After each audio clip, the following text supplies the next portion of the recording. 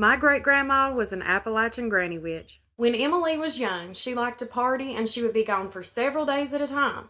Now, her husband, my great-grandpa, he didn't like this and he threatened to leave her. So what did she do? She put rat poison in his supper. Now, it didn't work, but he ended up having a stroke and he walked with a limp the rest of his life. When he figured out that she was behind this, he left her. She dropped my grandpa and his brother off at the orphanage and she went to party some more. When word reached Red about what she had done, he rushed and he picked up the boys and then he came home to reconcile. But she was already pregnant with another man's child, but they agreed to make it work and he raised him as his own. Now, Red would live for several more years until he passed away peacefully. Emily would hold seances with my grandparents and my great Aunt Vi, and one time this went terribly wrong. They ended up summoning something that would go on to torture my grandpa and say horrible, wicked things to him. After this, the energy in the house got really dark, and they would even accuse one another of being possessed. They even thought that one of the kids was possessed too. One night, my granny and my grandpa was laying in their bed, and something out of this world flipped it over. It left an indentation in that iron bed. They ended up moving to the butthole of nowhere, hoping it wouldn't follow them, but it did. She ended up getting her own little trailer down the holler from my grandparents. She had a younger brother, and we'll call him Howie. He joined the Army when he was 17 years old, went to Vietnam, and he came back shell-shocked, and he was never the same.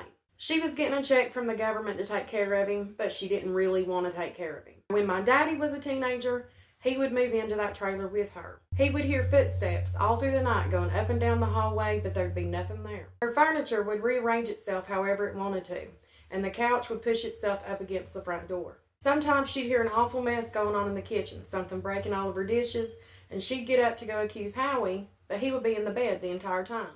She also kept plants in her house. She would hang up vines on nails all over the walls, because she said that the nature would protect her home. When Howie and her would fight, he would say that she was cursing him because he could hear whispers all around him in his bedroom. One night, something even laid down on his chest, and they had to perform a seance to get rid of whatever it was. When Emily was younger, she got a little dog named Skippy, and he was her best friend. As Skippy got older and sick, she would keep him alive with seances and potions. He was probably close to 40 by the time he actually died. That's a story for another day. Emily passed away in the mid-90s. She left behind many memories and stories.